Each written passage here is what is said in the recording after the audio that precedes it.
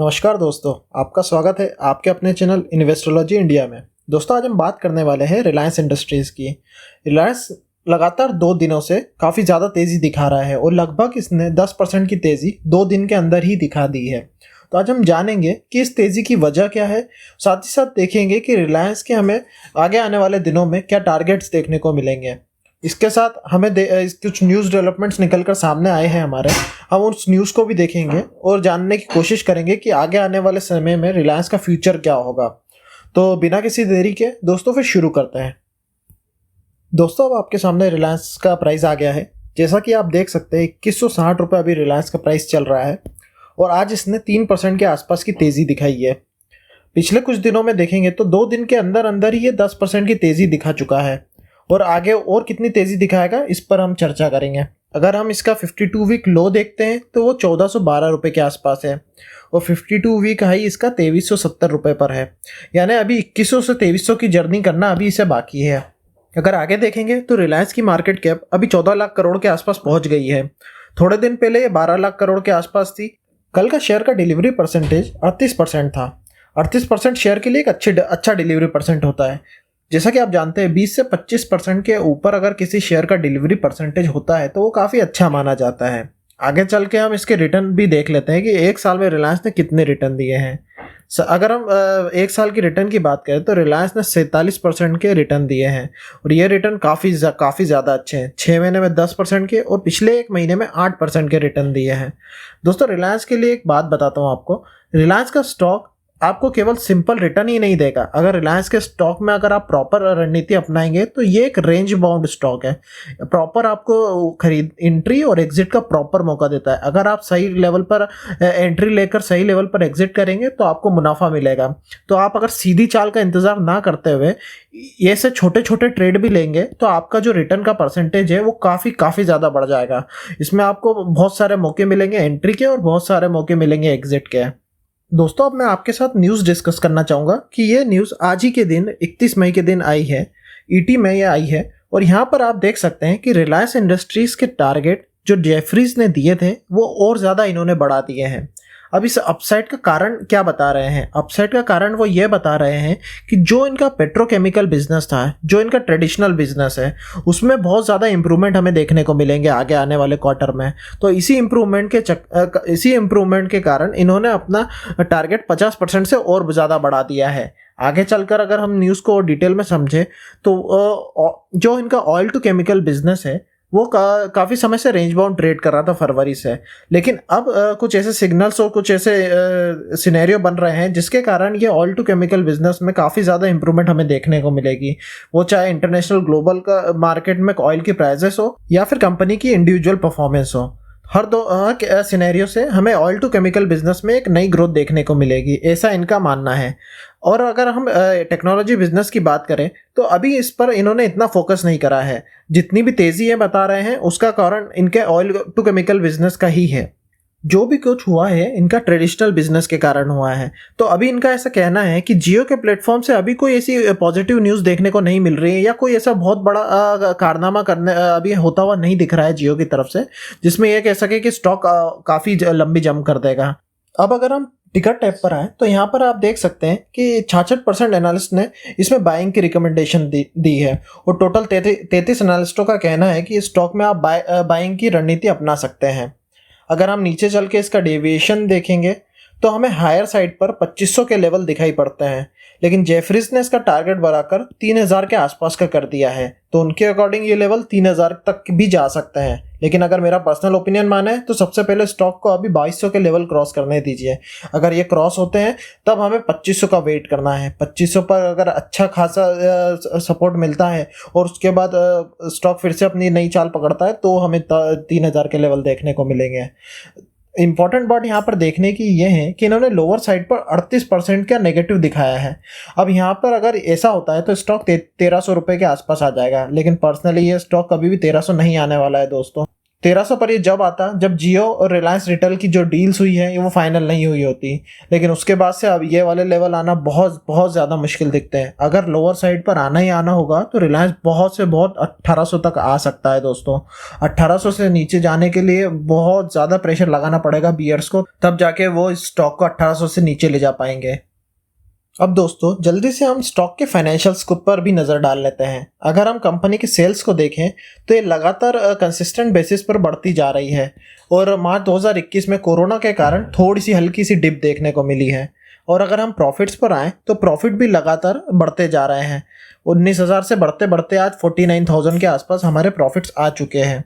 अगर स्टॉक के CAGR की बात करें तो स्टॉक ने लगातार कंसिस्टेंट बेसिस पर लगातार 10 साल से 16% के रिटर्न दिए हैं। 16% के रिटर्न लगातार किसी स्टॉक में देना छोटी बात नहीं होती है दोस्तों।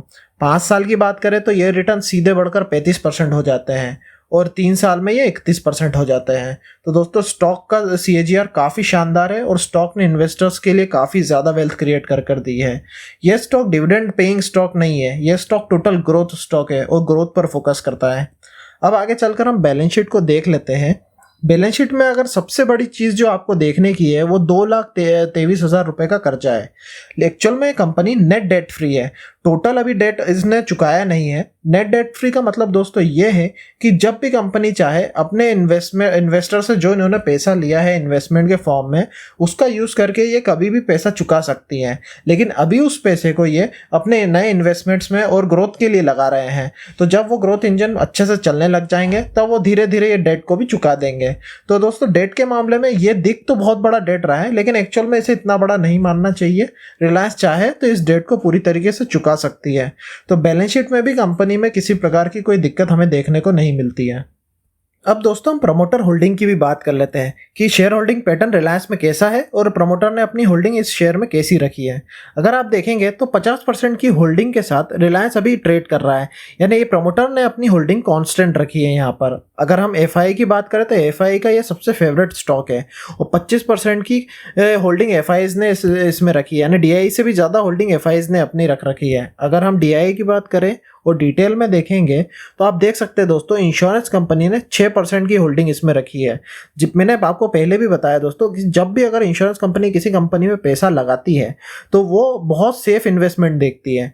तो अगर इंश्योरेंस कंपनी किसी में पैसा लगा रही है तो आप उस स्टॉक पर डाउट मत करिए और स्टॉक पे आप बेझिझक होकर इन्वेस्टमेंट कर सकते हैं। और अदर DIIs ने 4 से 5% के आसपास की होल्डिंग रखी है और नीचे 8%। तो दोस्तों शेयर होल्डिंग पैटर्न रिलायंस का काफ़ी प्रॉमिसिंग है और काफ़ी अच्छा है। 50% का कंट्रोलिंग इंटरेस्ट अभी भी मुकेश अंबानी जी के पास है, जिससे वो कंपनी को कंट्रोल कर सकते हैं और ये वो धीरे धीरे बढ़ाते जा रहे हैं। इसे आगे फ्यूचर में और ज़्यादा वो कर सकते हैं। अब दोस्तों आगे चलकर हम इसके चार्ट का एनालिसिस कर लेते हैं कि देखते हैं स्टॉक अब आगे आने वाले दिनों में कहां पर जा सकता है और कितनी तेज़ी हमें दिखा सकता है। और कल को अगर इसमें गिरावट होती है इतनी तेज़ी के बाद तो वो गिरावट कहां तक रुकेगी, इस चीज़ को भी हमें जानना ज़रूरी है दोस्तों। तो वो भी देख लेते हैं। रिलायंस का चार्ट अब आपके सामने आ गया है और ये डेली चार्ट है और हर एक कैंडल एक दिन को रिप्रेजेंट कर रही है। अब मैं आपके सामने कुछ लाइन्स ड्रॉ करूँगा जो सपोर्ट और रेजिस्टेंस को शो करेगी। अब आप देख सकते हैं कि रिलायंस ने अभी अपने ही रेजिस्टेंस पर आकर एक प्रॉफिट बुकिंग दिखाई है।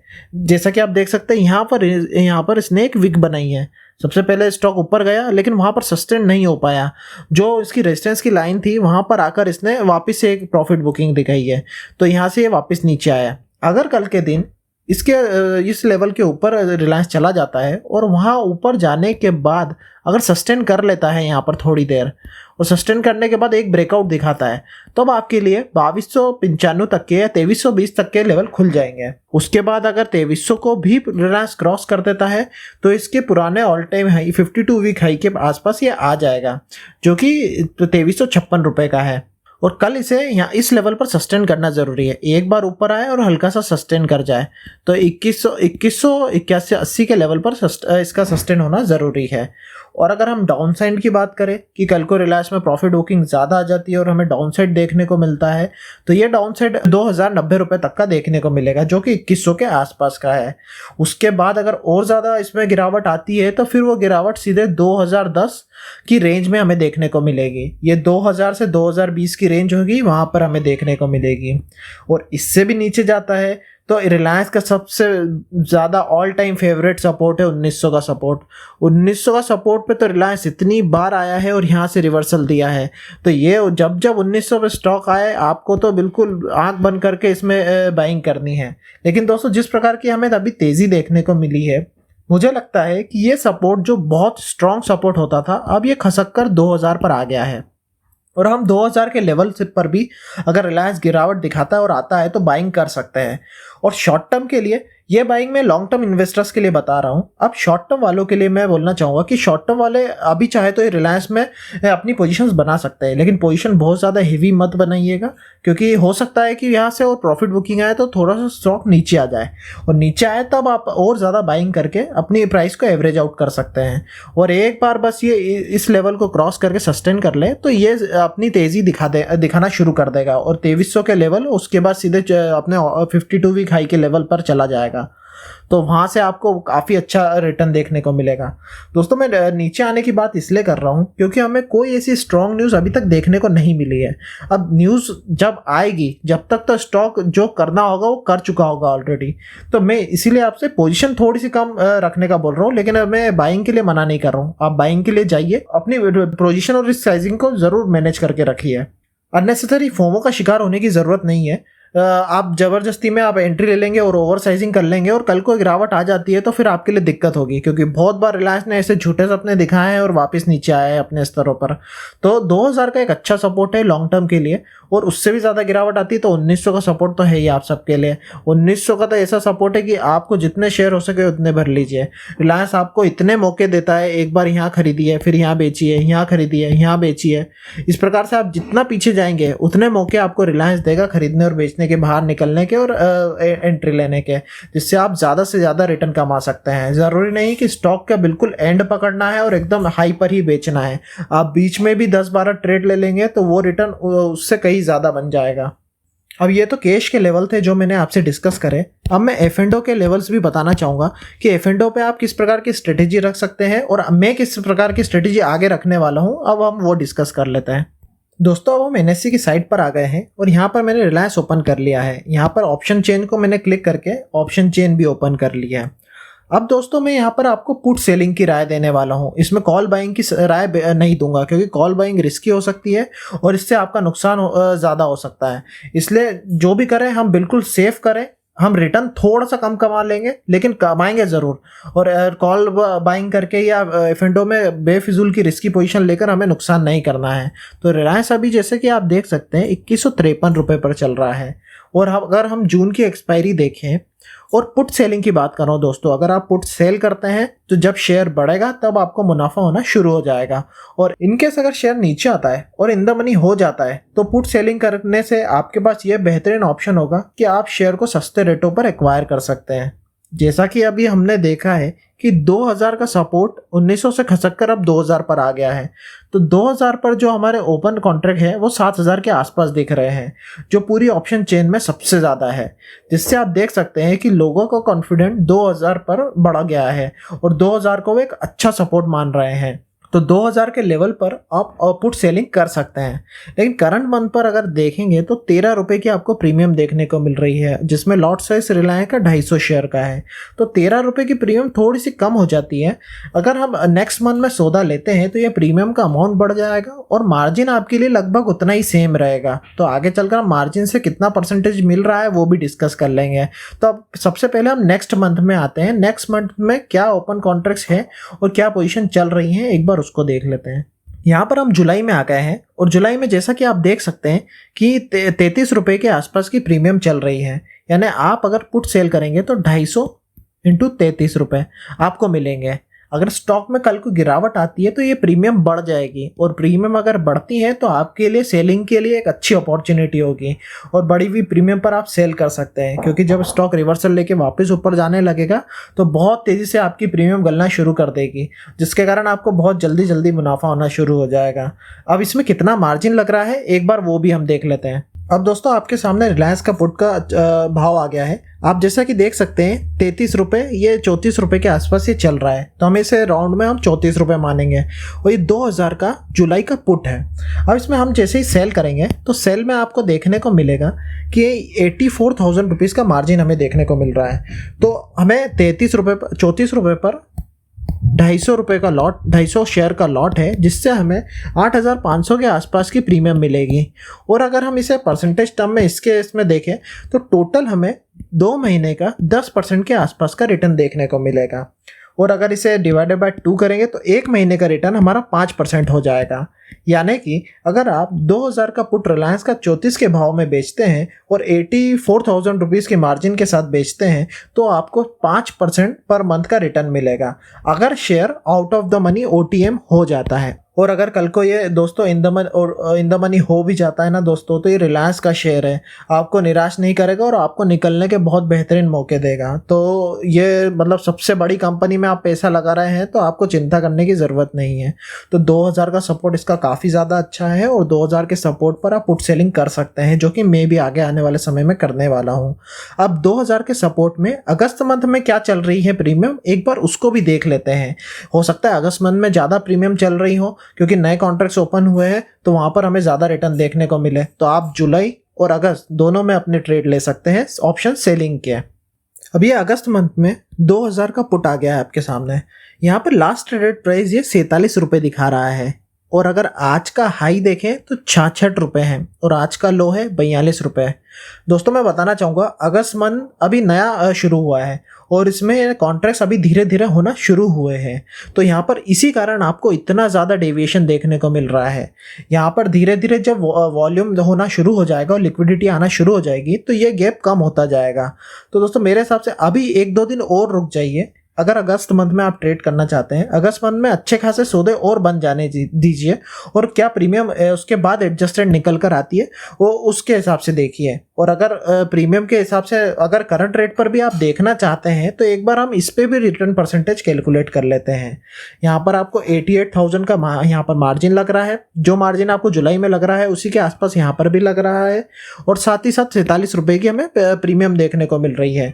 इस प्रीमियम को मैं 50 रुपये लूँगा, क्योंकि ये डेविएशन होने के कारण हमें बीच का थोड़ा सा फिगर लेना होगा। तो 50 रुपये की प्रीमियम से हम कैलकुलेट कर देखते हैं कि हमें क्या रिटर्न देखने को मिलेगा। अगर 50 की प्रीमियम से देखें तो हमें टोटल 12,500 रुपये की प्रीमियम देखने को मिलेगी टोटल में, अगर share out of the money हो जाता है और जिसमें 88,000 का हमें मार्जिन देखने को मिलेगा। तो अगर इसके हिसाब से हम परसेंटेज कैलकुलेट करें तो ये 14% बनता है।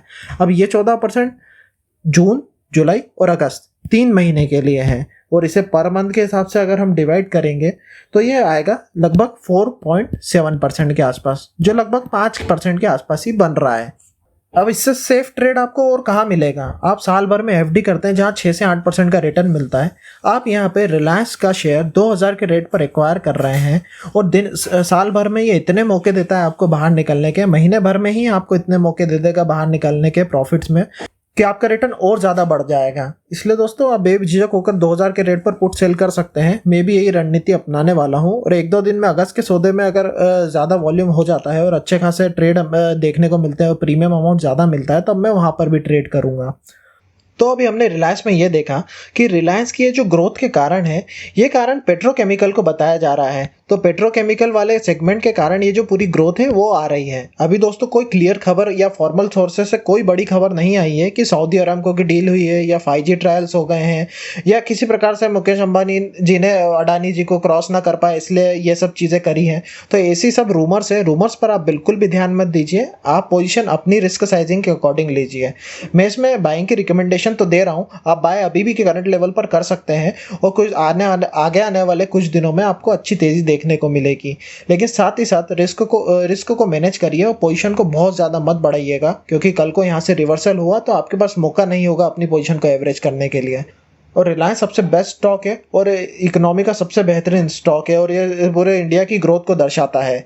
तो आप इस स्टॉक पे भरोसा रखिए और इसमें इन्वेस्ट कर सकते हैं। और मेरे हिसाब से अगर आपके पास फंड ज़्यादा है तो ऑप्शन सेलिंग पर जाइएगा। ऑप्शन सेलिंग से आप ज़्यादा रिटर्न भी कमा लेंगे और साथ ही साथ सस्ते रेटों पर शेयर भी आप एक्वायर कर लेंगे।